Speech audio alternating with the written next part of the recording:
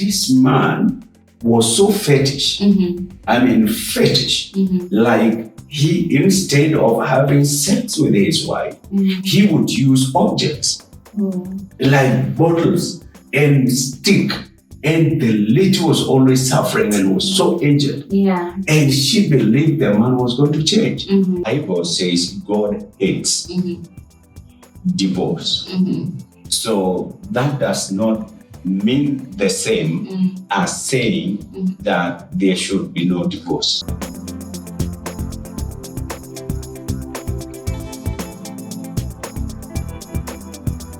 Thank you so much for joining me on yet another episode of Broken But Not Destroyed podcast. I'm your host, Rosita Paul. Call me Rosita anytime, and my co-host is none other than Apostle Paul. Amazing.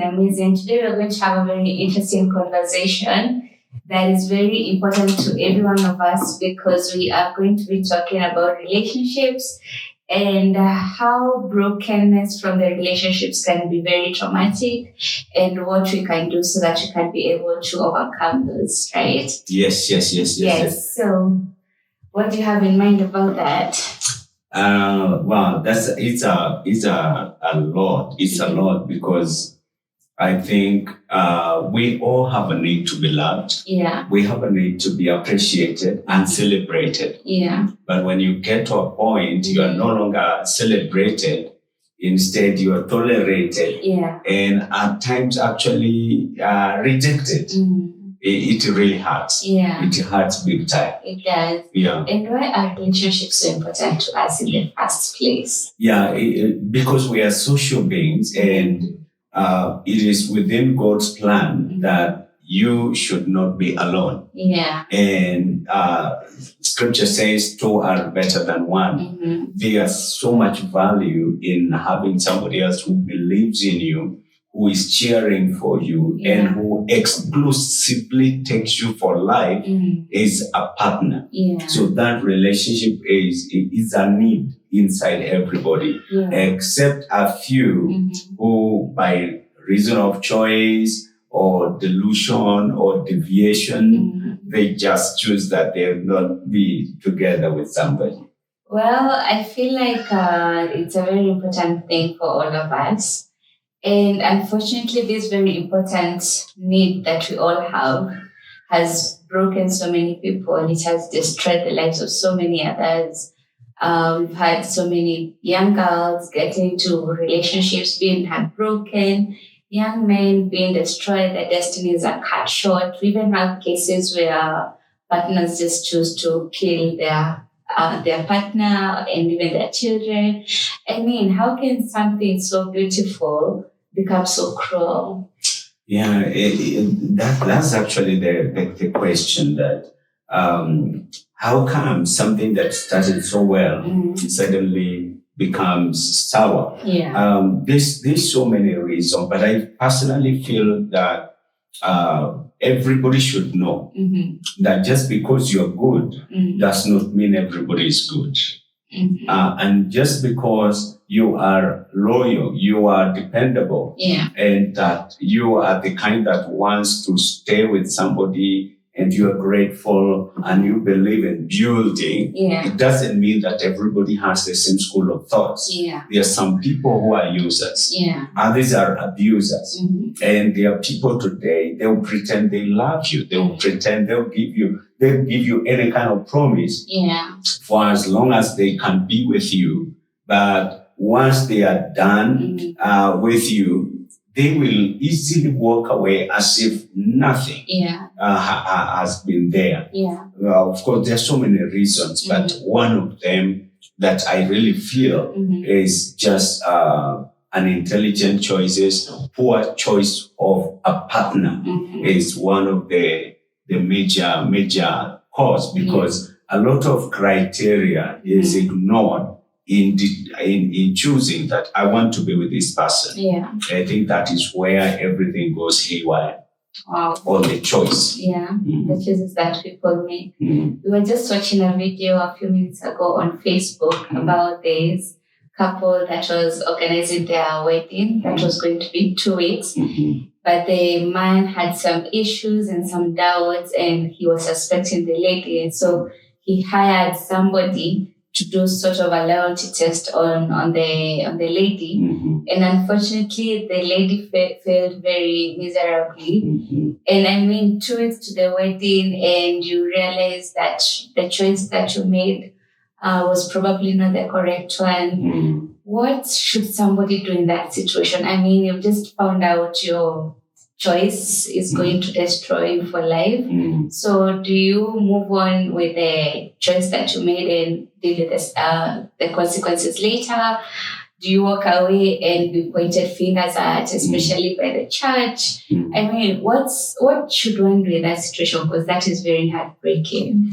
Yeah, but that just reminded almost a similar case that I handled, where one of my pastors was engaged to be married. And when he brought the lady, I was quick to notice that they are not compatible. And I told him, hey, I know I'm not the one that is going to get married. You are the one that is going to get married. But I don't think, and the lady was there. And I told them, you don't fit each other.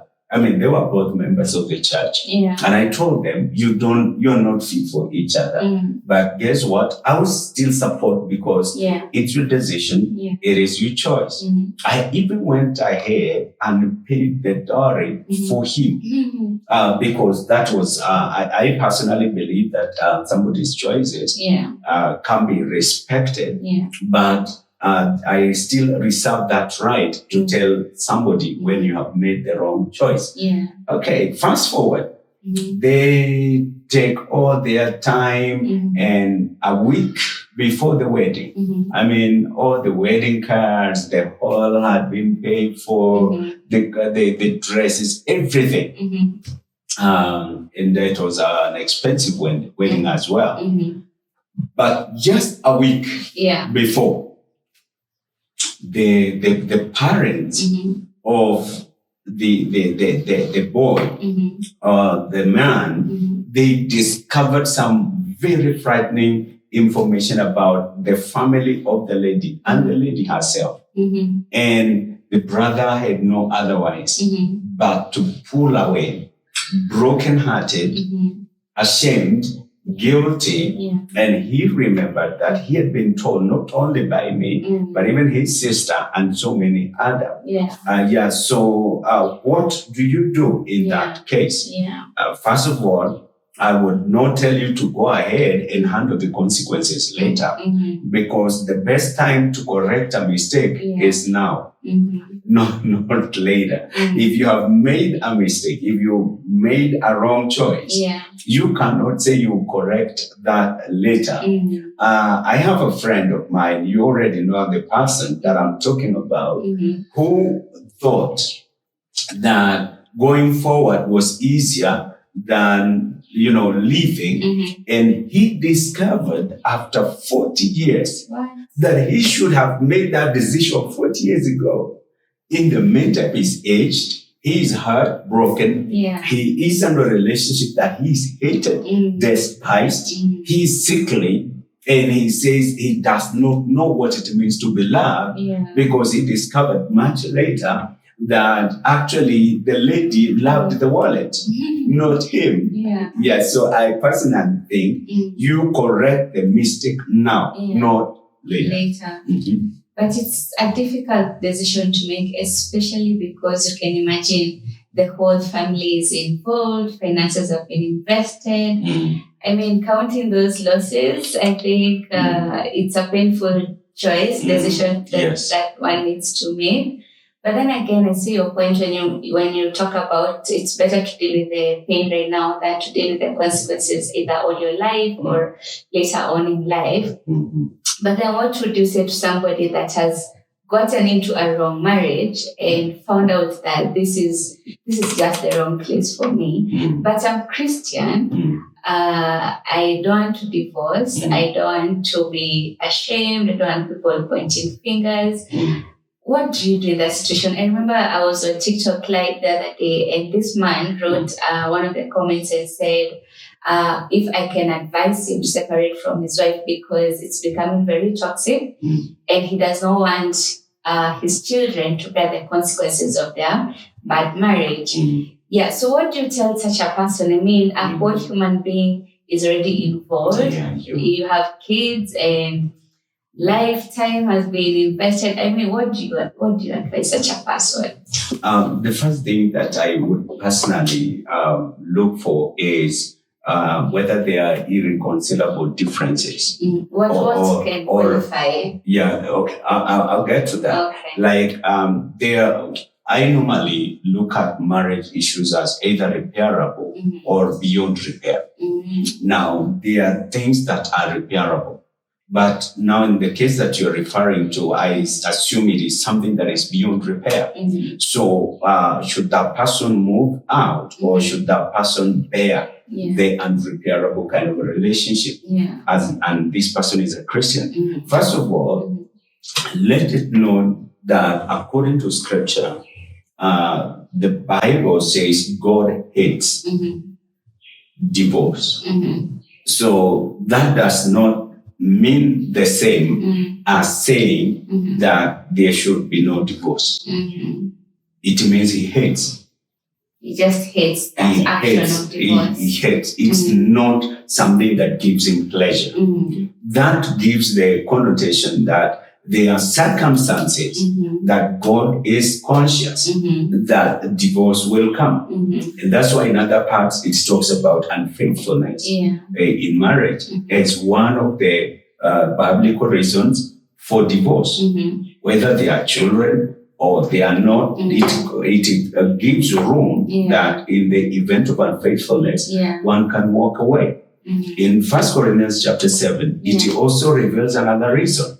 Conflicting faith. It talks about conflicting faith. That's a major one. It's a big one. It's a big one because you are in a marriage and this one is worshiping the sun and another one is worshiping a dog. And you cannot work together except you be agreed. So those are two very clear reasons for divorce. But in that chapter, you will come to realize that there is actually more than one reason that allows for you to walk away. For example, you are in a relationship and you are being beaten. You're being molested. I remember one of the worst circumstances that actually made me to think about divorce from a different perspective. This lady was actually a member of the church. And I knew she had some marriage problem because I was always talking to her. And my effort to have the husband come so that we can talk, the husband was the kind that wanted nothing to do with church. But the worst is that this man was so fetish. I mean, fetish. Like he, instead of having sex with his wife, he would use objects like bottles and stick. And the lady was always suffering and was so injured. And she believed the man was going to change. And I was telling her, no, it doesn't make any common sense. And I don't think there is also any Bible sense for anybody to tell somebody like that, continue bearing this, continue praying, he will change. If there is a prayer to pray, pray while you are away. Pray when you are sick. So I personally advocate, if you are in a situation that is so bad, the first thing, if you don't want to think about divorce, separate first. Keep distance, keep off. Get a space for yourself to see life from a different point of view and from far from that individual who is hurting you. Nowadays, we have men who are also being treated like that. So whether you're a man or a woman and you're in a very difficult relationship, you are emotionally abused or there's domestic abuse or even whatever kind of abuse. Nowadays, we have even people who are using witchcraft to confuse someone's mind. I was told a recent story about a man that was working very busy, a very hardworking man, and he was making a lot of money, but he was coming late because of the nature of his businesses, and he would come late. And the lady began to be suspicious that why does he always come late? Yeah. He comes late, he's tired, she wants quality time, and so forth. And so the lady decided to visit a witch who would kind of make his mind to so fall in love with her that he either delegates or at least stays at home. And in a month, because the man deteriorated slowly by slowly, he started just feeling so tired, and he decided, I will not go today to work. Then he forces himself, and after a few hours, he comes back, and the business started going down. In the meantime, he got to a point, his mental degeneration was too much. He started, like drooling. Wow. He went all the way until he died. Yes. So there is so much that if you see any of these things, use your two strong legs and run away. Save your life. Love is not equal to loss of life. That's my principle. But why is it that so many people are afraid to choose themselves? I feel like, okay, maybe I could be wrong, but I feel like both men and women have different reasons for why it's difficult for them to choose themselves. For example, let's say for the man, they have invested so much finances into the lady, or probably her family, her parents, and now he feels like it's going to be a huge loss if I walk out. Or the woman feels like we already have children, people out there respect me and whatnot. So how is it, or what can help somebody make that decision to choose themselves in such a situation? Well, I will tell you, it's not an easy decision.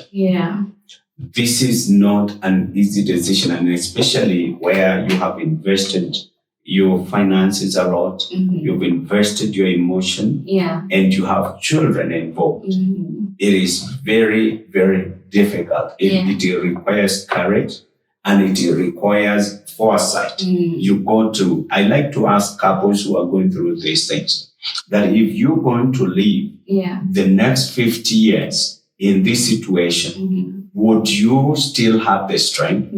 And most of them, they say no. So if it is no, then don't force yourself.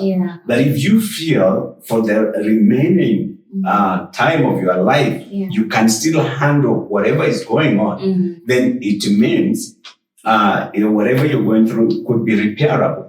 But there is pressure from the opinions of people. And let me tell you, men will always talk. There's this story you have heard me talk about the inventor of the steam engine, George Stephenson. One day, the day the steam engine started running, he had his sister on board. And the sister was telling him, George, as he was putting on the coal and the wood, and the sister told the brother, it will never move, it will never run. And as George was continuing fanning the wood and all that, the thing started rolling. And it started rolling. And as soon as it started, the same mouth a few minutes ago was saying it will never move. Started saying it will never stop. It will never stop.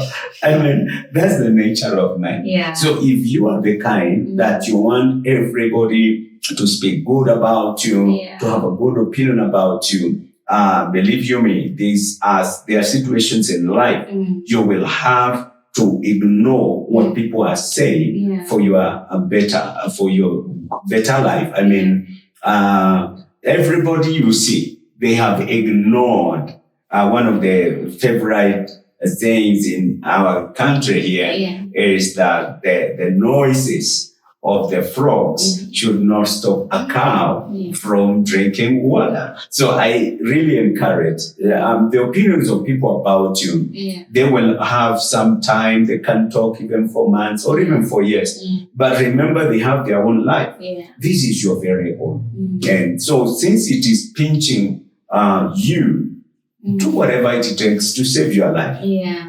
I remember the story of this lady from Dr. Paul Enenche's church. She sang a poem. Yes. And her story was so heartbreaking, finding out that she was enduring violence from her husband.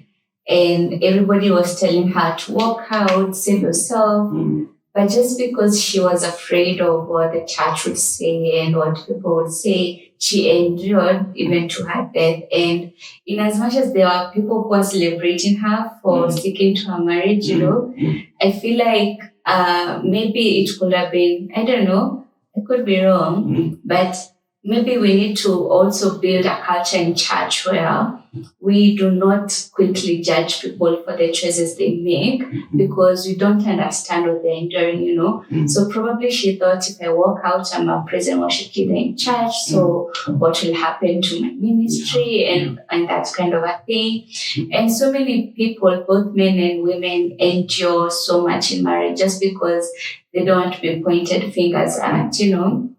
Yeah, and there's a different category of people who now got into relationship, didn't make it to marriage, but they went through a very bad heartbreak, like found out their partner was either cheating or just something terrible happened in the process of their courtship, and they made a choice that I will never get married again, I'll never try to fall in love again.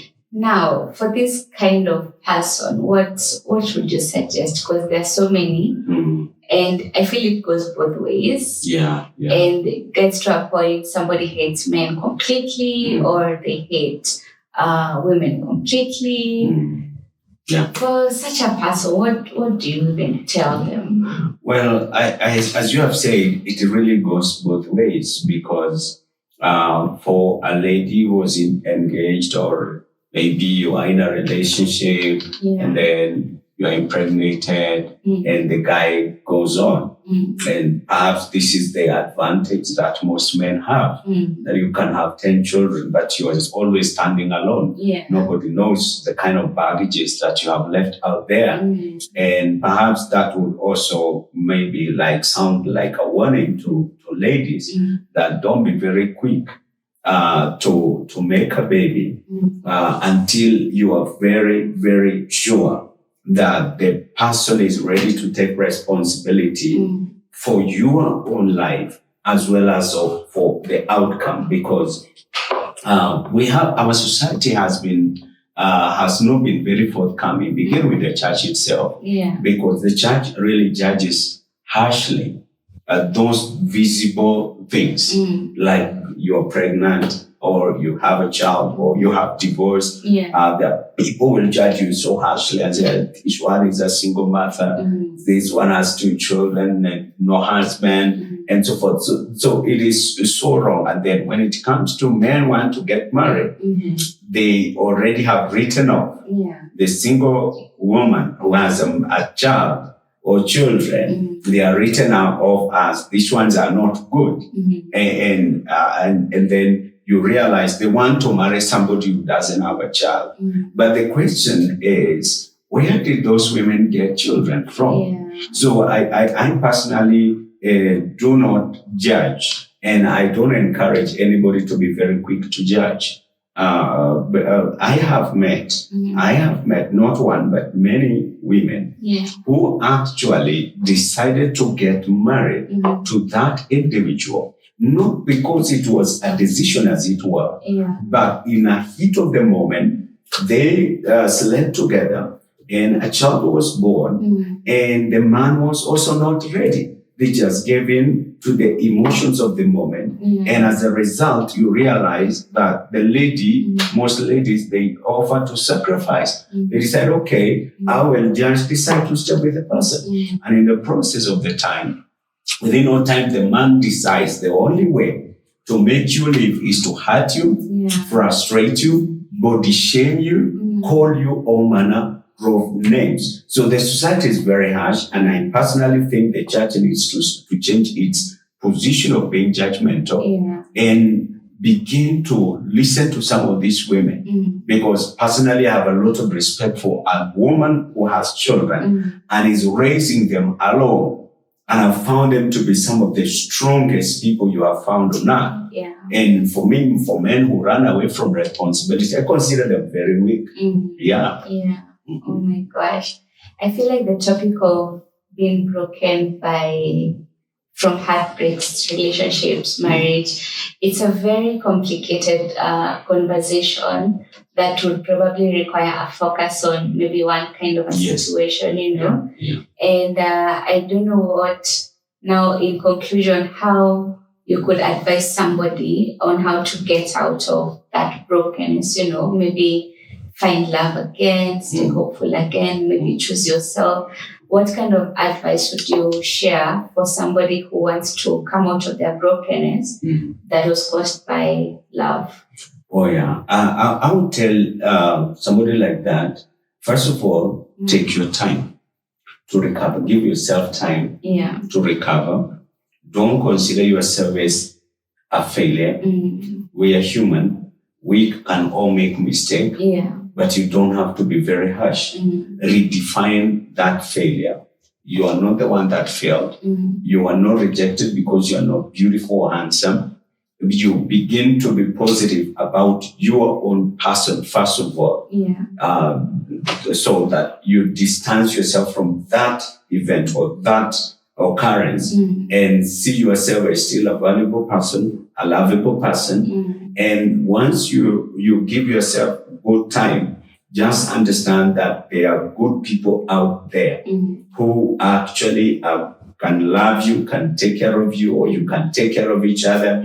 And once you do that, take time now to follow the criteria. As I said, the top reason for most of these heartbreaks is ignoring the criteria for the choice of a life partner. Remember, I'm talking about a life partner, not a month's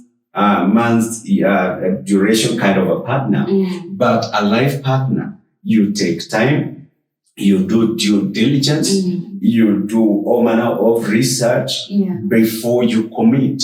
And that is why we encourage people, begin with good friendship.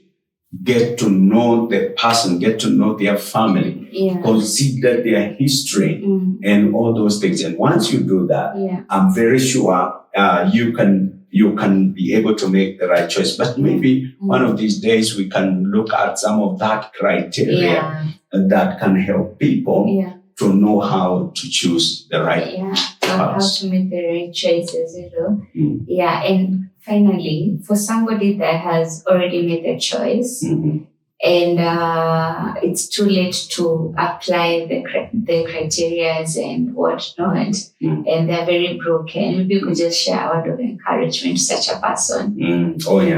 If you're there and you are already in a relationship, let me put it, the first one, maybe you've not gotten to a point where you're married, but you're in a relationship and you feel it is not working, I will tell you, bail out as soon as you can. And you can follow, there's a time we shared about how to break up peaceably. You can maybe visit Rosa Rosita's YouTube, The Corner Seat, and you'll be able to locate that lesson, how you can break away. If you are, however, in a relationship, already you're married, and all that, I personally believe if you are both flexible and you are ready to learn, you can learn how to live with each other.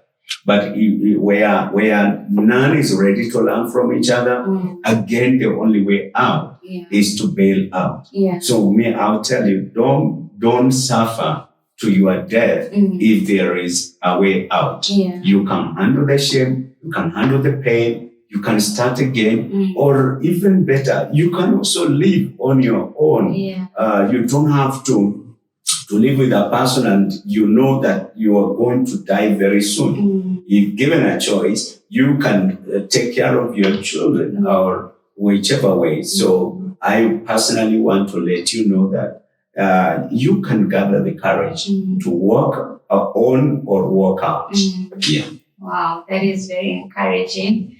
And I look forward to delving deeper into these conversations now, like being specific on different kinds of situations. Yeah, so thank you so much. I feel like it was a lot of inspiration within a very short time. Yeah. But with time, we're also going to expound more and let us know if there are any specific questions that you may have related to being broken by love, which sounds very ironic to say, but yeah, let us know in the comments your experience, if you've gone through a heartbreak that really destroyed you, or if you're too shy to drop a comment, you can also send us a DM on social media platforms. Mine is Rosita Paul on all platforms.